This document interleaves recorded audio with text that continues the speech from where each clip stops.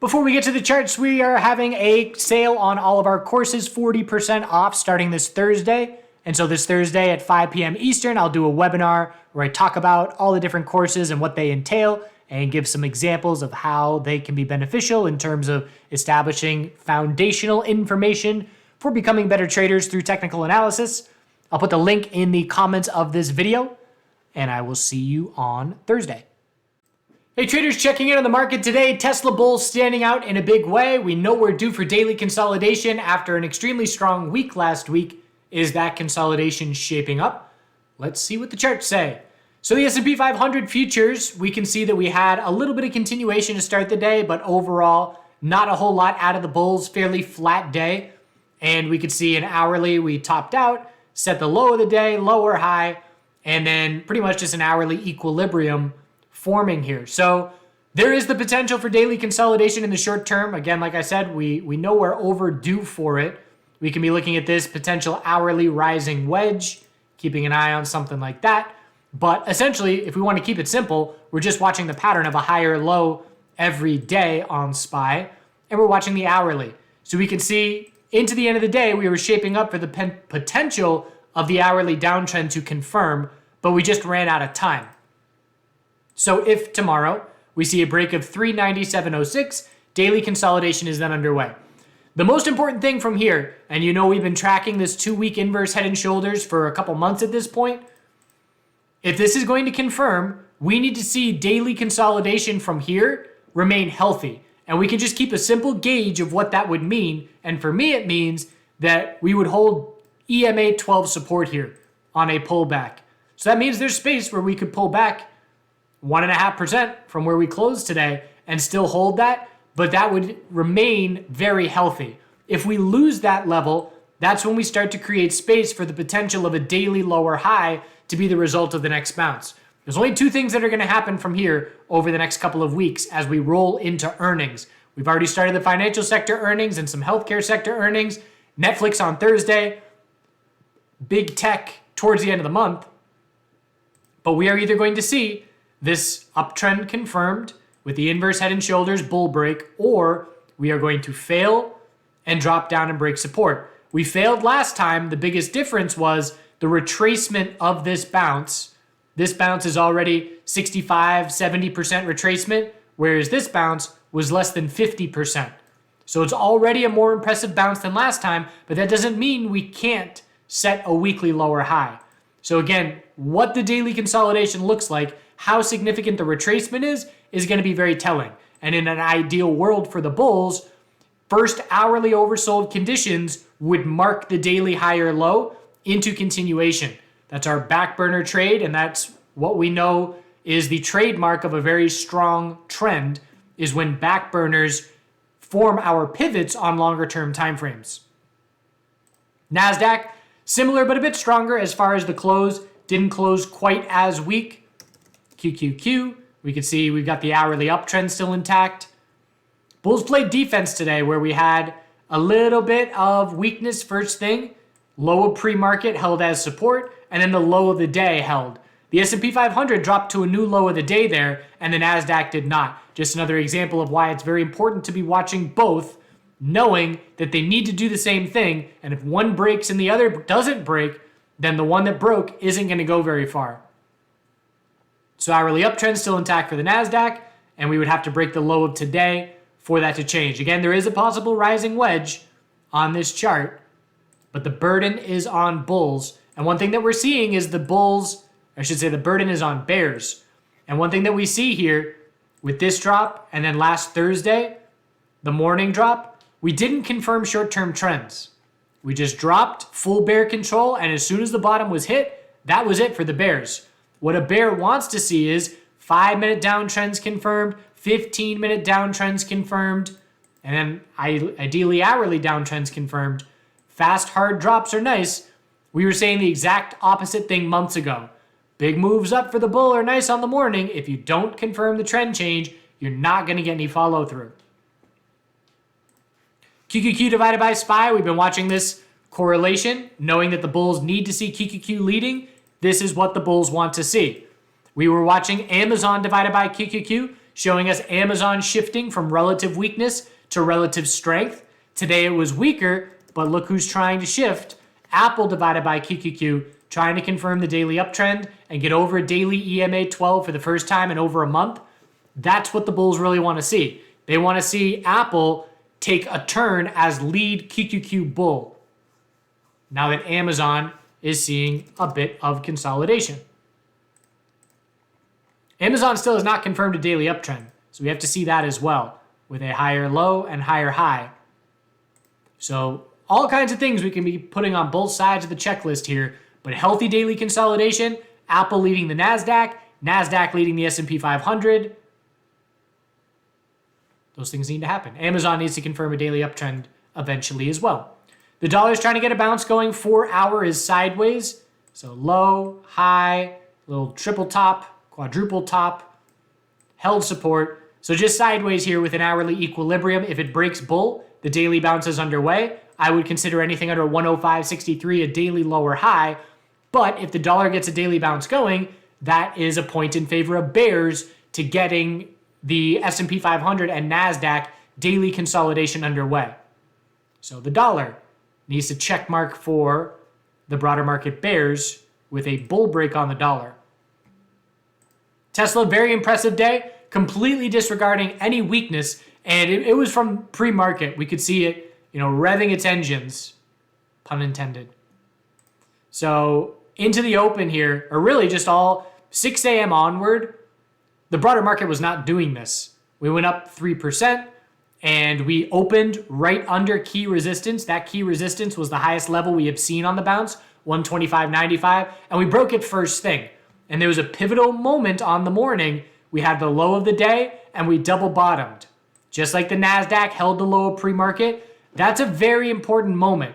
In the first 15, 20 minutes of trading, things are extremely volatile. And these little things, which, in the grand scheme of things look insignificant, but that sets the tone on the day. And as soon as that double bottom holds, bulls can pour in and say, all right, well, I'm just going to play off that level. Very low risk. If it breaks and we see a new low of the day, I stop out. And if it holds, then we're going to see continuation of the bull break that had already taken place at that point over that 125.95 bounce high.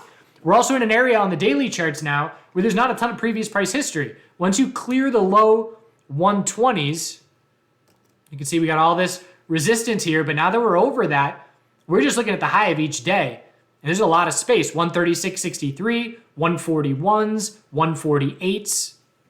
The weekly oversold bounce following through. The stair-step bull break was at 118.80 and is following through nicely.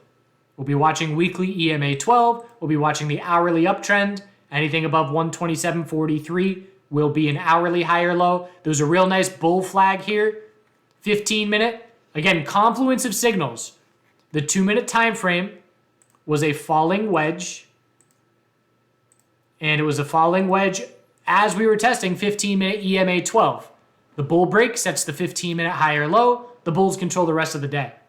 So Tesla, a lead bull today. And we'll see how long bulls are able to maintain that hourly uptrend. Semiconductors remaining strong. Higher low every single day pattern on SMH is still intact. And we're just looking up at the weekly resistance, 234.59, for the bulls to try and confirm the weekly uptrend, or really the 2-week inverse head and shoulders, same as what the S&P 500 is trying to do. NVDA also had a big solid day out there today. A lead bull on my screen. 187.90, key NVDA resistance. And again, going for the longer term trend change here. And if that breaks bull, we then zoom out to the monthly. Well, I don't want to confuse you all. We'll talk about the monthly once we resolve these 2-week time frames that we've been watching. Healthcare, nothing going on, sideways over the last 2 weeks. We're waiting for healthcare to show us team bull or team bear. But this is a characteristic of the healthcare sector where it happens intraday all the time, where XLF will be the clear lead bull and QQQ the clear lead bear, or vice versa, and XLV will just be sideways, not really participating much. And it is one of the most important sectors in the S&P 500. I forget if it's 2 or 3 now in its weight. I think it's 2, but it's not really doing much. And so it's not a factor as long as it's sideways.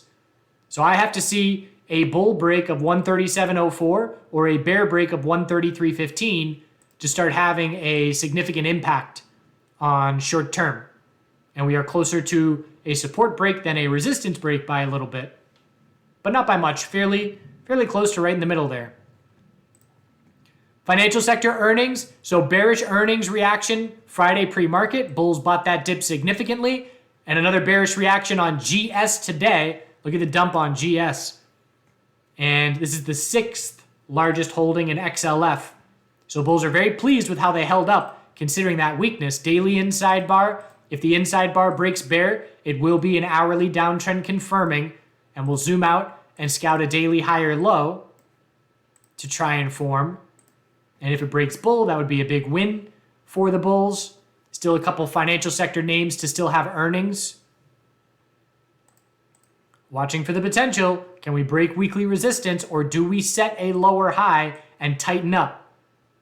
And if we tighten up in the markets, if daily consolidation is more than healthy, if we lose daily EMA 12 in SPY and QQQ, it's possible things get boring for a good bit of end of January and into February, as we will look for these ranges to tighten. Be right back. That means someone's here.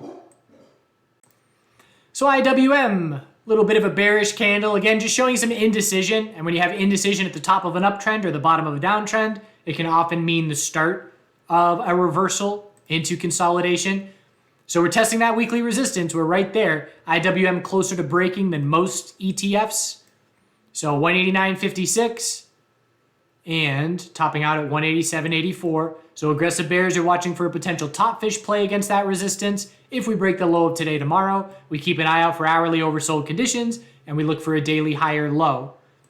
On that note, Jets, the airline ETF, look at the 2-week time frame. Every bull that we're watching is hoping that their 2-week chart does what the airliners have already done. Just comparing that to SPY, you can see how similar they are.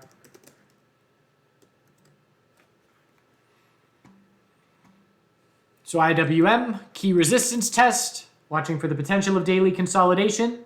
Biotech sector. So we were highlighting the sideways range in the biotech sector forever, and we knew the break was coming close. And when the break took place of 84.18 after a triple top, big follow through. From that point, from that bull break on, what was that, Wednesday? Of course, I'm traveling. I've been waiting for this pattern to break for months. And of course, I am away from the computer when it finally breaks. But we end up going 6% from that level, straight up. But bulls used up all their energy. Daily consolidation potentially shaping up. We did break the low of Friday, but only by a few pennies. And we're going to be looking for a daily higher low here. And we're going to be watching for hourly oversold conditions. Notable bull break, and now we have to take out 95.18 if we're going to confirm a monthly uptrend. But volatility back in the biotech sector after all this choppy sideways action. So a nice win for the bulls there. MARA, so let's look at some of our more volatile names. So MARA is one of the short squeeze names. And again, indecision candle, pull back on the morning. And we would have to confirm the hourly downtrend for daily consolidation to be underway. We ran out of time. The Bitcoin bulls are still holding 4-hour EMA 12. I did a crypto video earlier today. And I shorted Riot on the morning, 6:35, and took some profit on the way down as the broader market was still holding strong. We then held the low of Friday by a couple pennies, and the bulls took back over. So I ended up giving back some of that profit as I held a position attempting a swing, because that's the intention of the trade, is to look for, the 20% pullback on daily consolidation. But not yet. Bulls still holding on. Bitcoin still holding on. Still going to be watching for it tomorrow, but not today. Not confident enough to swing that bearish position. Other names, AMC and GME. You can see AMC with a bit of a short squeeze today. So big move up midday. GME has been bouncing notably over the last handful of days. So keeping an eye on these names. And again, if you are, actively looking bearish and for a top to be set in this market, you're looking at these names because if there is a top that is more than just a couple days of consolidation into continuation, if there is a notable top, these names can pull back very significantly. We've got psychedelic sector. Look at MNMD. There was just nobody else to sell and nobody else to short. And we're up very significantly to start the year. But again, once this momentum runs out, once the scales tilt back again and supply of shares starts outweighing demand, question is that the top and we pull back for weeks, or is it just a pullback for a quick daily high or low? So I'm lumping all these names together. I'm lumping crypto names, cannabis names, psychedelic names, and Reddit names all as the weakest of the week to end 2022 and forced short covering to start 2023.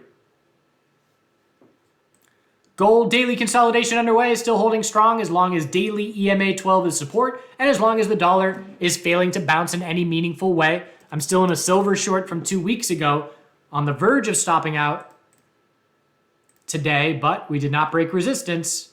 Have to see a break of 23.11 for that trade to play out. Silver clearly weaker than gold. Silver is not at the highest level we've seen here. We topped out January 3rd. Gold is a lot higher than that level. The miners, much more notable pullback today. So miners breaking the low of last Thursday. What's the date there? The 12th. So if gold were that weak, we would be trading down around here right now. So miners again showing a bit of relative weakness. A lot of space for an hourly lower high to be the result of the next bounce. And we're going to be watching the miners for temporary. Again, really what it's going to be is once the dollar gets a monthly bounce going, the miners and the metals are going to be looking for monthly consolidation. So there's no sign of that happening, but I know the dollar at some point is going to see a bounce on the monthly time frame. We will be looking for a monthly lower high, but that monthly bounce on the dollar that I'm waiting for is absolutely going to have a significant impact in my view of the broader market.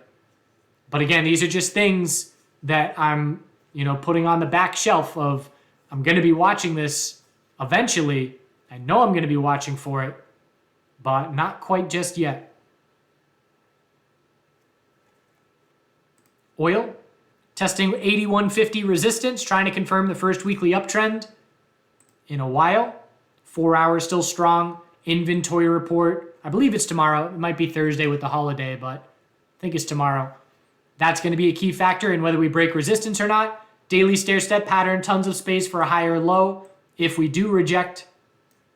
But that is a key resistance level, and it's key for the energy sector as well. Energy sector trying to recover back towards the all-time high, but need oil to remain strong for that to be the case. Starting to get interested in natural gas long after having zero interest in a long time. 12-hour EMA 12, keep it simple. We have been rejecting from 12-hour EMA 12 resistance for 1 month. We rejected last week multiple times, and we rejected this morning yet again. But I'm recognizing that the bears appear to be tiring. We do have a 12-hour equilibrium here, and we're viewing this as low, high, higher, low, lower, high. So we are tightening up, and we're watching for a bull break over 12-hour EMA 12 resistance to get a weekly bounce going, to then scout a weekly lower high, but we can easily see a 20% bounce from this point. So watching very closely for a break on the 12-hour time frame. And the result from today was not yet, but watching closely tomorrow as well.